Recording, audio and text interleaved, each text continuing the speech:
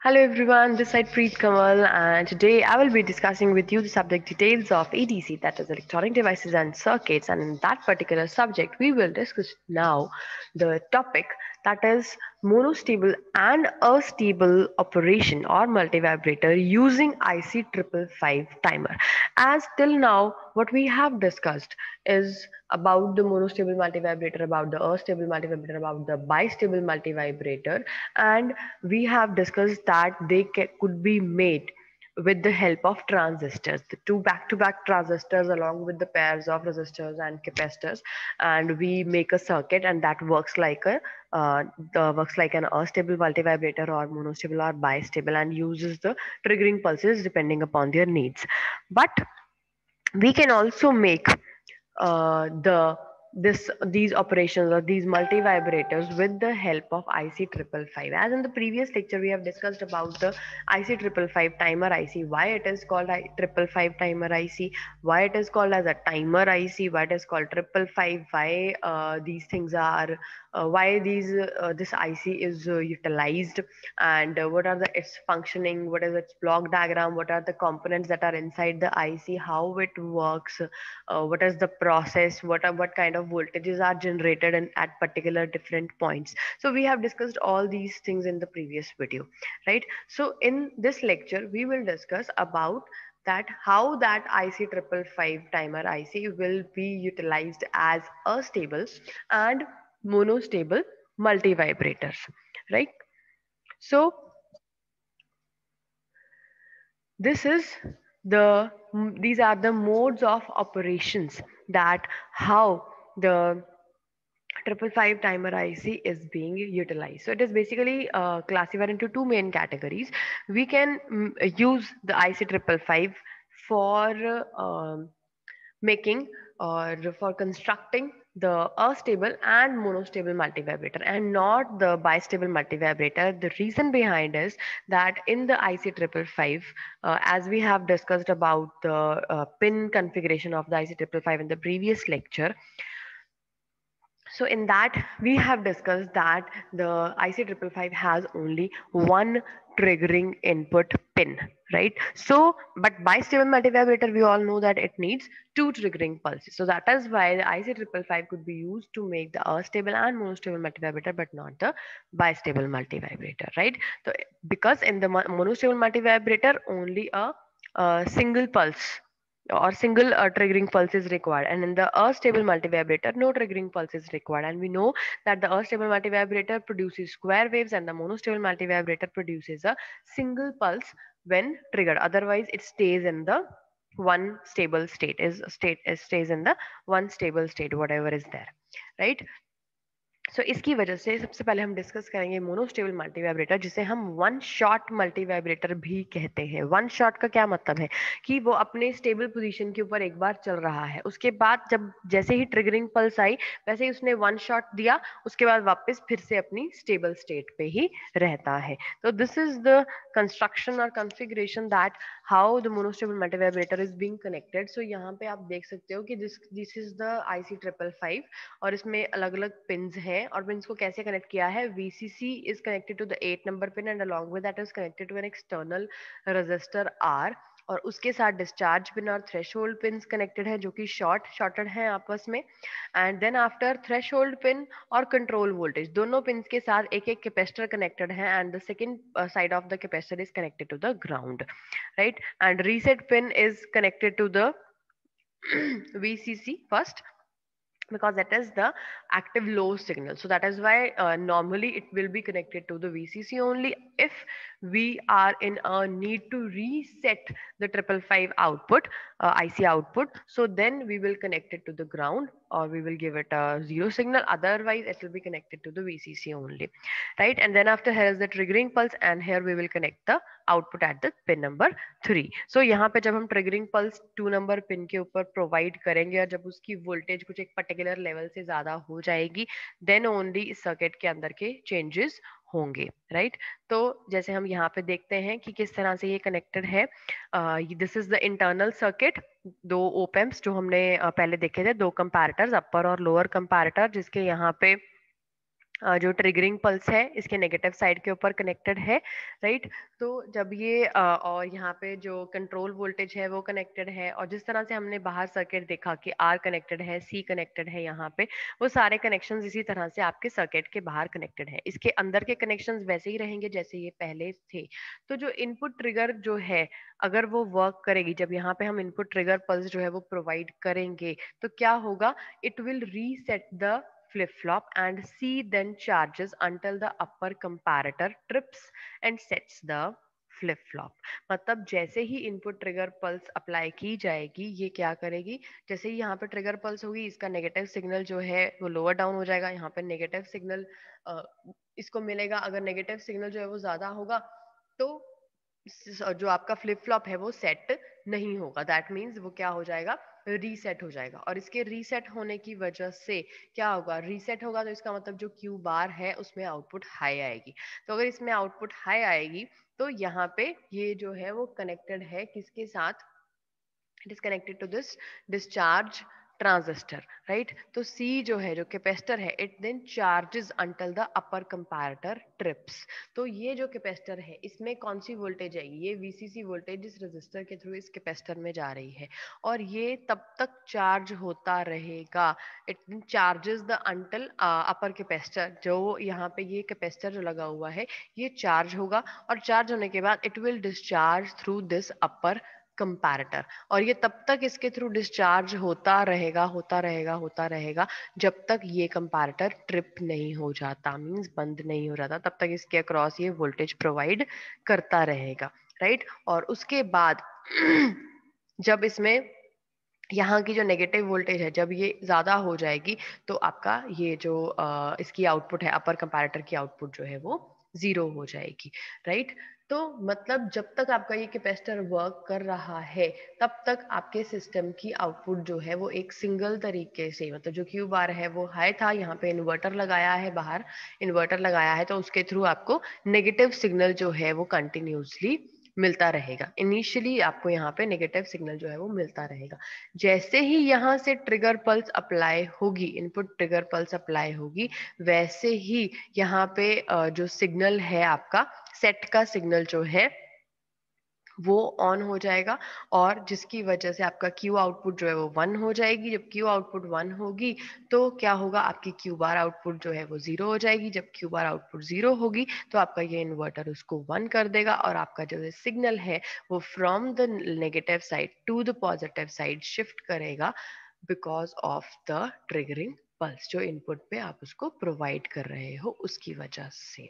सो क्या हो रहा है यहाँ पे, इनिशियली यहाँ से VCC सप्लाई जो है वो कनेक्ट की जा रही है इसके नेगेटिव सिग्नल पे, जहाँ पे हमें 2/3 VCC मिल रही है, और ये जो VCC सप्लाई है ये रजिस्टर और इस कैपेसिटर को भी मिल रही है, जिसके थ्रू ये कैपेसिटर इस कंपैरेटर के साथ वर्क कर रहा है। कब वर्क कर रहा है, जब तक ये डिस्चार्ज ट्रांजिस्टर ऑन नहीं है। जब ये डिस्चार्ज ट्रांजिस्टर, जब तक ये डिस्चार्ज ट्रांजिस्टर ऑफ है, तब तक आपका ये कैपेसिटर जो है वो चार्ज हो रहा है और अपर कंपैरेटर के थ्रू डिस्चार्ज हो रहा है। उसकी वजह से आपका रीसेट सिग्नल वर्क कर रहा है, और आपकी जो आउटपुट है वो कंटिन्यूसली क्या चल रही है, नेगेटिव आउटपुट जो है वो चल रही है, वो स्टेबल स्टेट में चल रहा है। जैसे ही यहाँ से ट्रिगर पल्स अप्लाई की जाएगी 1/3 VCC से कम, जब तक होगी वो, जब तक 1/3 VCC से कम आपकी यहाँ पे सप्लाई होगी, तब तक आपका ये जो कंपैरेटर है वो क्या करेगा, जब तक नेगेटिव साइड पे सप्लाई ज्यादा होगी तो क्या होगा, आपकी आउटपुट जो है वो रीसेट रहेगी, 0 रहेगी, यहाँ पे वो सेट नहीं होगी। लेकिन जैसे ही आपकी इनपुट जो ट्रिगर पल्स है वो इस 1/3 VCC से कम जाएगी, यहाँ पे आपने नेगेटिव पल्स अप्लाई करी है, राइट, क्योंकि ये नेगेटिव साइड के ऊपर है। तो जैसे ही इसकी पल्स कम होगी तो वैसे ही क्या होगा, ये पॉजिटिव साइड जो है उसकी सिग्नल ज्यादा होगा, तो आपकी आउटपुट हाई हो जाएगी। आउटपुट हाई होगी तो सिग्नल सेट होगा, सिग्नल सेट होगा, आउटपुट पे 1 आएगा, यहाँ पे 1 आएगा तो यहाँ पे 0 आएगा, यहाँ पे 0 आएगा तो ये डिस्चार्ज ट्रांजिस्टर आपका उसको सिग्नल मिल जाएगा, राइट। और यहाँ पे आपकी जो आउटपुट है उसमें इन्वर्टर लगा हुआ है, यहाँ पे 0 आएगा तो आपकी आउटपुट जो है वो शॉर्ट अपना चेंज कर देगी, right? So this is the working of monostable multivibrator using IC 555. तो यहाँ पे क्या हो रहा है, ट्रिगर पल्स अप्लाई हो रही है, 1.1 RC आउटपुट पल्स है, जो एक्सटर्नल कंपोनेंट्स हैं वो डिटरमिन करते हैं आउटपुट पल्स की विड्थ कितनी होगी, कितनी ज्यादा विड्थ का आउटपुट पल्स जो है वो डिटरमिन किया जाता है कि आपने आर और सी के वैल्यूज क्या लगाई है, यहाँ पे 1.1 RC की वैल्यू लगाई है।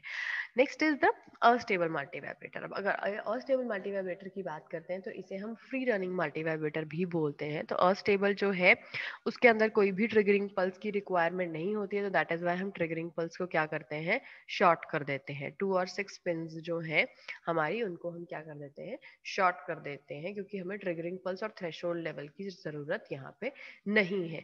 जैसे मोनोस्टेबल मल्टीवाइब्रेटर में हमने एक रेजिस्टर और 2 कैपेसिटर्स का पेयर यूज किया था, यहाँ पे हम 2 रेजिस्टर्स और 2 कैपेसिटर्स जो है उनको यूटिलाइज कर रहे हैं एक्सटर्नली।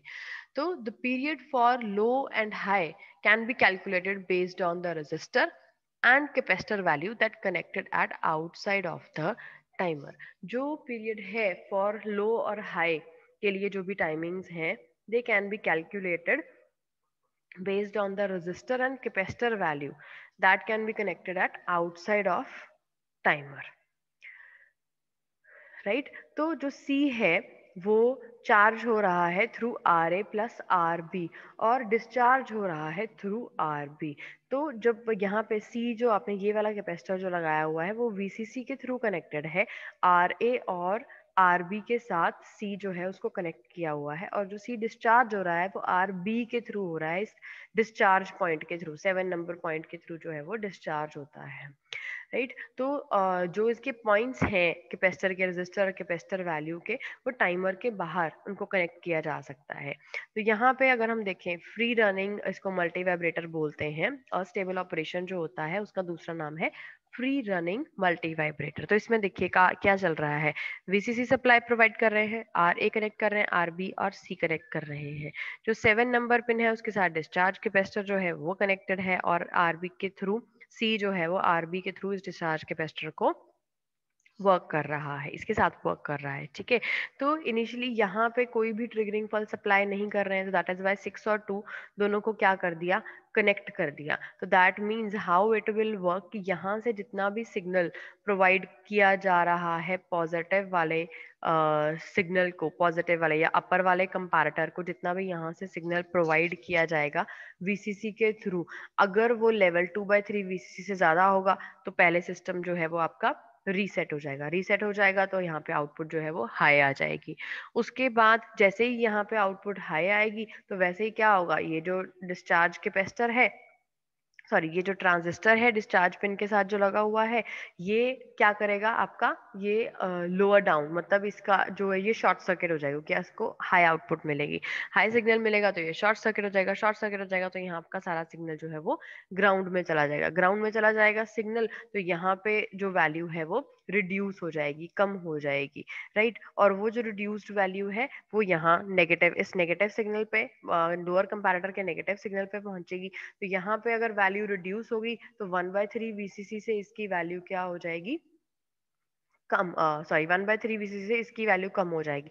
तो अगर नेगेटिव वाले सिग्नल की वैल्यू कम हो रही है, पॉजिटिव वाले सिग्नल की वैल्यू ज्यादा हो रही है, तो इसका मतलब कंपैरेटर की आउटपुट पॉजिटिव आएगी। ऑब्वियसली अगर कंपैरेटर, इस कंपैरेटर की आउटपुट पॉजिटिव आ रही है तो क्या होगा, ये जो फ्लिप फ्लॉप है वो सेट हो जाएगा। ये सेट होगा तो आपकी जो क्यू बार आउटपुट है वो 0 हो जाएगी। अगर ये 0 होगी तो आउटपुट पे आपको क्या मिलेगा, पॉजिटिव सिग्नल मिलेगा। तो इनिशियली हमारे पास क्या आ रहा था, नेगेटिव सिग्नल आ रहा था, उसके बाद पॉजिटिव, फिर से, अब फिर से देखिए यहाँ पे अगर आ रहा है, ये सेट हुआ तो यहाँ पे आएगा 0। अगर यहाँ पे 0 आएगा तो इसका मतलब ये जो आपका ट्रांजिस्टर है ये ऑन नहीं है, ये ऑफ कंडीशन के अंदर है। अगर ये ऑफ कंडीशन के अंदर है तो ये शॉर्ट सर्किट नहीं होगा। अगर ये शॉर्ट सर्किट नहीं होगा तो ये कैपेसिटर चार्ज होगा, रजिस्टर के थ्रू वैल्यूज जाएंगी। जब रजिस्टर के थ्रू वैल्यू जाएंगी तो यहाँ से जो आउटपुट जनरेट हो रही है उसकी वैल्यू हाई हो जाएगी। अगर उसकी वैल्यू हाई हो जाएगी तो ये नेगेटिव सिग्नल की वैल्यू हाई हो जाएगी। यहाँ पे, यहाँ नेगेटिव की वैल्यू हाई होगी, यहाँ पॉजिटिव की वैल्यू हाई होगी। तो इसके नेगेटिव हाई होने की वजह से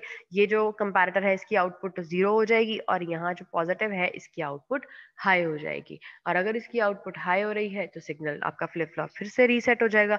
ये रीसेट होगा तो आपकी आउटपुट जो है यहाँ क्यू बार पे 1 आ जाएगी, यहाँ पे 1 होगी तो आउटपुट पे आपको 0 मिलेगा। दैट मीन्स ये जो अस्टेबल मल्टीवाइब्रेटर है ये एक फ्री रनिंग मल्टीवाइब्रेटर का काम कर रहा है। एक बार 1, एक बार 0, एक बार 1, एक बार 0, एक बार हाई, एक बार लो, simply square wave signals are getting generated, right? So in this way your astable multivibrator works. तो ये आपकी कैपेसिटर की वोल्टेज है, इस तरह से वो वर्क कर रही है। ये आपकी वीसीसी वोल्टेज है। और अगर आप टी हाई और लो की बात करते हैं तो 0.693 into R A plus R B into C, और अगर लो की बात करें तो only R B into C, right. तो उसकी उस तरीके से आपका जो टाइम पीरियड है वो 0.693 R A plus 2 R B into C के बराबर हो जाता है। और उसमें अगर आप ड्यूटी साइकिल कैलकुलेट करें तो R A plus R B होगा R A plus 2 R B के साथ हम लोग इसको कैलकुलेट कर सकते हैं। तो अगर हम एप्लीकेशंस की बात करें तो 555 टाइमर आईसी कहाँ कहाँ पे यूज हो सकता है। श्मिट ट्रिगर बना सकता है, श्मिट ट्रिगर में यूज हो सकता है इसी 555। PPM that is pulse position modulation, pulse width modulation, linear ramp generator, इन सब एप्लीकेशंस के अंदर आपका 555 टाइमर आईसी जो है उसको हम यूज कर सकते हैं। अगर कंक्लूजन की बात करें तो जो 555 आईसी टाइमर है it can produce very accurate and stable time delays provide करता है, from micro seconds two hours के डिलेज प्रोवाइड करता है। Supply voltage from 15 to 18 volts, और इसको हम अस्टेबल और मोनोस्टेबल दोनों ऑपरेशंस में यूज कर सकते हैं। अगर हम एप्लीकेशंस की बात करें तो it includes waveform generators, missing pulse detectors, frequency dividers, pulse width modulators, burglar alarms, FSK generator, RAM generator, pulse position modulator. तो बहुत सारे एप्लीकेशंस हैं जिनमें हम IC555 जो है उसको यूज कर सकते हैं, right? So this was all about the modes of operation of IC555, that how it could be utilized. It can be used as a stable multivibrator, and as well as it could be used as a monostable multivibrator. तो दोनों तरीके से हम अपने IC555 timer को जो है उसको यूज कर सकते हैं। उसकी वर्किंग, उसकी construction, it is all I have explained it thoroughly. If still there will be any doubts, I will be taking them in the live sessions. Till then, take care and bye bye.